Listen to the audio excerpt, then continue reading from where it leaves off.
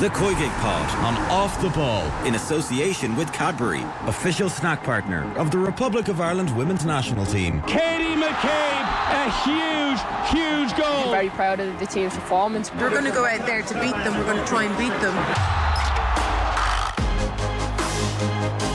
Hello and welcome to the latest episode of the COYGIG podcast. Kathleen McNamee here after a very enjoyable win down in Cork, and today we learned who we will face in those qualifying playoffs for the next European Championships next summer, and it's none other than Georgia.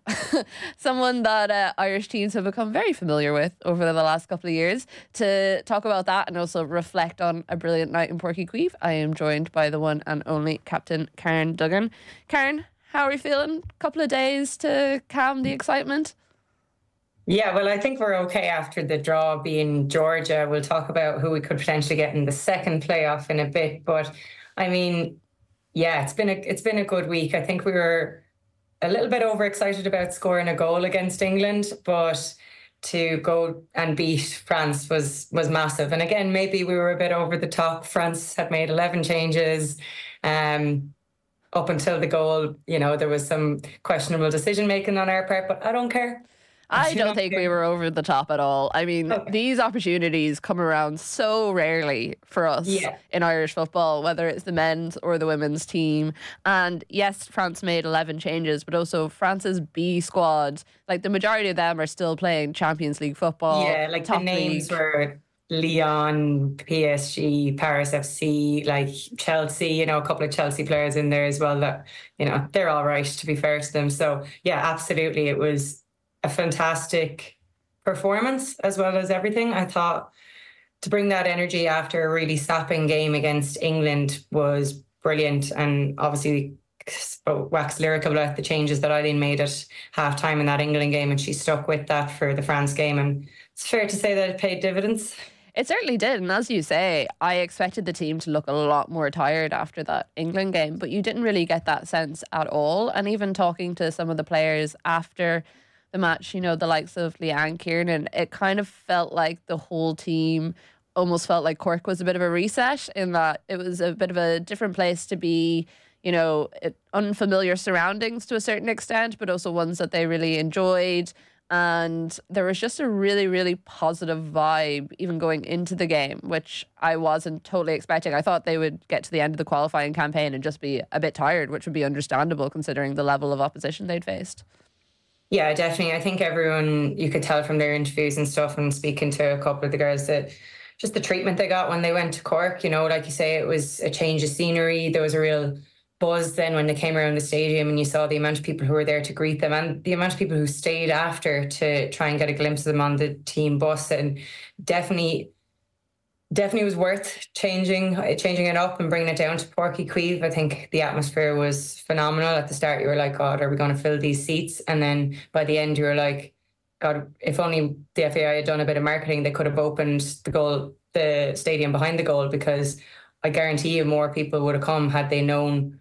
Well, now that they know that this performance is in the girl, but had they known what level of player they would have been seeing, even on the France side, I think that it absolutely would have opened up that stand, and is probably going to be food for thought for definitely the second qualifier that we assume/hope we will be in. We assume/hope indeed. For that second qualifier, as you mentioned, it'll be either Slovakia or Wales, both of whom we have faced in our not so distant past. One went a little bit better than the other, we shall say. But before we get into that a bit more, just again on the other night, you're so right about the atmosphere. And like, I had so many people messaging me a couple of hours before the game being like, oh, there's still tickets around, you know, could I go to the stadium and get one there? And you think if that stand was open, that option probably would have been there for a lot of people. I think when Denise scored that goal, the only time I've ever heard a reaction to a goal like that was in Australia whenever Katie scored her goal. And some of the other journalists were even saying in the press room afterwards that they thought the cheer was louder for that Denise O'Sullivan goal. But for you, what was it that changed? Like, I know obviously France made all the changes and it wasn't their normal starting 11, but in our play, what was it that changed on the night that actually allowed us to not even sit back when we got the goal, but we went for it, which is not something that we normally see. Sometimes we get a goal and we're like, okay, let's defend for our lives. And I think I was texting you and I was like, I don't want to do the next 20 minutes of having a lead and trying to hold on to it. Just like wake me up when it's all over, because I thought that's what we were going to do, but it wasn't. Yeah, I think it's like largely to do with the personnel who were on the pitch. These are not people who would be accustomed to sitting in and that being their job, even against the top teams. You're not going to ask Leanne or Julianne to be the player who'll sit back in centre mid and try and join in the low block. They know that their strength is pressing high.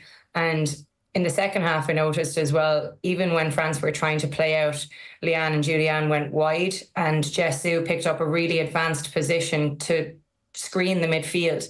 And France were then limited in their options. I think that was like a brave press, not to be behind the French midfield, because we know that the quality they have, but we cut off those spaces really well. And then when we did nick it, Denise had options. You know, she had willing runners down the wing. She had people who were willing to make runs that opened up space for her, not necessarily to get the ball.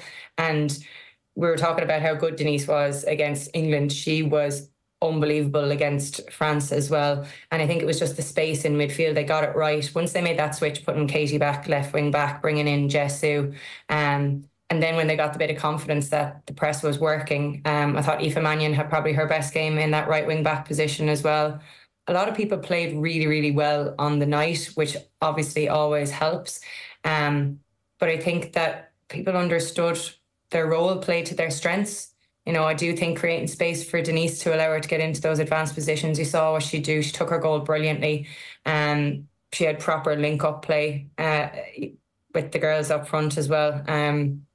So yeah, there was a load of little tweaks that made a massive difference to how we played. Yeah, Karen, I think we can take full credit for it, because obviously we called for consistency during the week and that was exactly what we got, and we could see it reflected on the relationships on the pitch, where people knew what they were doing, they knew where they were supposed to be. I think you're totally right to call out Aoife Mannion. I was really, really impressed with her, because a lot of the play was coming down her side as well. I don't know, was it a particular tactic that France were just trying to avoid Katie McCabe and thought that maybe it was a bit more fruitful for them to go down the right, but she was outstanding and so consistent for the entire evening. Yeah, I was really, really happy for her. I think even after we spoke about the first England game at home, and that was a tough night for her, but even the improvement into the second leg against England, I think that will have stood to her. And obviously she's been so riddled with injuries and stuff that it's great. It's probably just to do with her run of form. She probably always had this ability, but it's just about getting minutes under your belt. And I think that that's something we should definitely be looking at, is having players on the pitch who can definitely go the full distance and who are at their peak fitness. I thought that the midfield worked well, so I'd love to see Ruesha be able to last 90 minutes, because I think she adds a lot in there. I do think Lily Agg did really well and brought a lot of energy, but in games where we are chasing and you might need to change, it's usually the wider players or the front players that you want to make those substitutes for. You don't really want to be substituting centre backs and centre mids and wasting your subs on that. So I'd love to see that just be the level you have to be able to play 90, and hopefully we can have a squad who can fully do that. Yeah, because it's rare to watch an Ireland game and be sitting there and not thinking to yourself, someone needs to be substituted off, or we need to make a change here. You know, it got to 80 minutes and you were like, I want as many people as possible that have played this game to stay on the pitch, because it's working for us and it's consistent, and maybe one or two tired legs might need to be changed out, but it wasn't, you didn't feel like there was any major tactical shift or any major personnel shift that needed to be made, which was a nice change. Yeah, it definitely was a nice change. It clicked really well in the second half. And again, that's without even relying on Katie to get forward. A lot of the play came through centrally, because that's where we were nicking the ball. And like I said, even Mannion had a brilliant game. She was probably even higher on that right-hand side. So again, when we are that little bit fitter going into these qualifiers, Katie will obviously be back to her best, which we are praying for. But I think there's a lot to look forward to. Denise said in the interview after the game, they can go into these games now with real confidence because of that win. I think before that, you're kind of you're kind of searching for the good that was coming from this campaign. And like you say, when you actually analyse it, there was a lot of chopping and changing. We were changing formations. We, up until the England game, had 7 shots on target. Then we finally got a goal. That bred a little bit of confidence into us. But getting an actual win against a top team, that, like you say, it's so rare. It's really, really rare. Like in my career, okay, I didn't play a huge amount, but like my career, my highlight was a 0-0 with Holland, who were European champions at the time. Like those things really stand out. They're so, so rare. We had really hard fought games against the likes of Slovakia. So to go and beat France, it's huge. It's absolutely huge. And in a week where the under-19s drew with Spain as well and really ran Germany close. I think there's a lot to be optimistic about. Should we continue in this vein? Which is always the question about what's next, and are we going to I know, I almost do it properly. Whenever the draw was happening today, I almost didn't want it to happen. I was like, can I just sit in this little bubble for a minute? for a little bit longer and not have to think about the next stage? No, I think you're totally right. And I was on with Ciara Grant after the game on Off the Ball, and she made the good point of it wasn't as if as well any of the goals that we got on the night were fluky or jammy in any sort of way. Like maybe the Anna Patten one you might say a little bit, but it was a really good delivery by Megan Connolly. Yeah, so, but that's the thing, the ball was put in really well, and then the other 2 goals, like Denise's goal was just pure skill to watch and beauty, and like picked it out. Same with Julianne, and I think that also will breed confidence in the team, because you could argue that the goal against England, you know, it was 94th minute, scramble in the box, again, really well delivered and taken. It was the thing we did in the last era where we put Lou up and hoped that she'd produce something for us. Okay, it's a brilliant weapon to have, but again, it shouldn't be our go-to. Yeah, whereas the other night it felt comfortable in a way that we haven't really had in a long time, even against lesser opposition. I would say, you know, we can talk about who we're going to face in the next round and the comfortable win that we had against them at home, but yeah, I think that will give them massive confidence going into the next round. So as we have said, we have Georgia in the next round. We met them when we were qualifying for the World Cup. You, whenever this was announced, you said that you reckon it's going to be a double figures game. I said that in confidence. No, maybe not double figures. That's a bit cruel to Georgia. Like, we don't know how they're going to line up. You'd imagine that they'll come out and be really, really defensive. But the gulf there should continue to be the results that we had previously against them. I think the last one was 9-0, was it? I remember, I think one of my last games with Steph and Anya, I think they got a hat-trick apiece against them. I think it could have been 11-0. So there's nothing, there would be no excuse for it not to be a comprehensive win.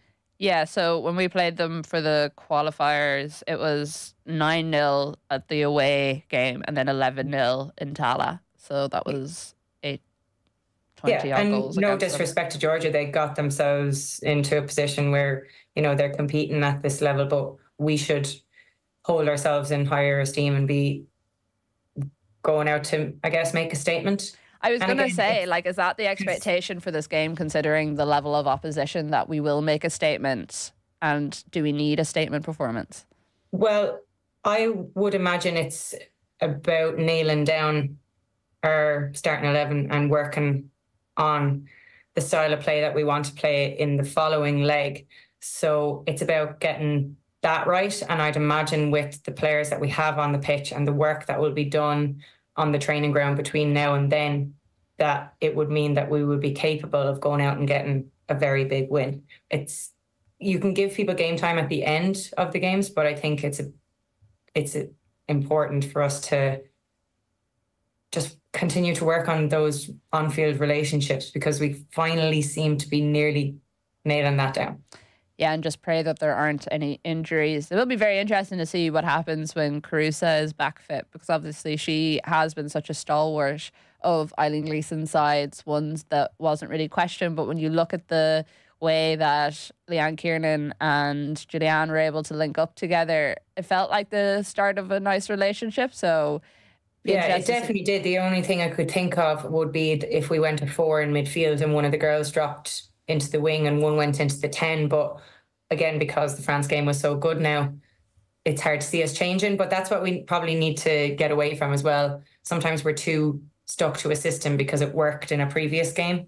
I'd love to see us be forward thinking in how we can get at an opposition. And I think even with the personnel we had on the pitch the other day, we definitely could do that, because I think Jess Zhu, for me, can play anywhere, and her consistency throughout this campaign needs to be called out. I think she's been phenomenal, so keeping her fit is absolutely huge. And I think she's going to be a massive mainstay in the team. I think she's certainly one of the girls who won't be rotated at any point. I think you find a place for her. No, I totally agree. And especially in those earlier games, I felt like she was one of our most progressive players and was creating really good chances that either people weren't getting on the end of, or there just wasn't maybe the personnel around her to kind of properly see it through. The backline will be interesting, though, with Heather coming in. Because we know Aoife Mannion can play in one of those centre-back positions as well. We'd imagine Heather will take the wing-back position. So then you've got Aoife Mannion, Caitlin Hayes, Anna Patton, Louise Quinn, Niamh Fahey for 3 positions. I mean, it's a nice problem to have. It is a nice problem to have, but we need to know it. We need to know. Yeah. For you, what's the ideal there then? I don't know. I genuinely. For anyone listening to this on podcast, the faces that Karen just made there was quite impressive. Actually, I don't know, because I always say you have Niamh Fahey on the pitch when you can have Niamh Fahey on the pitch, just in terms of what she gives as a team player. I thought Louise was brilliant the other night. Yeah. I don't think that Caitlin or Anna have done anything wrong since they've come in, and we can see Aoife Mannion growing game on game. So it is by far the hardest position on the pitch to call. And it's not our jobs, thank God. Best of luck, Eileen. We wish you the best. We get to just sit here and pontificate about it and not actually have to make any of the important decisions. Yeah, see that? I actually don't know what I'd do either. I mean, I suppose when you look at that list, the only ones who have been consistently fit are Anna Patton and Caitlin Hayes. And there's a high chance that will play massively into whatever decision we make. Louise not starting the England game, like, that was a football decision, but I know people have said that, she's played so much football that possibly needed a bit of a rest and needed a little bit of time.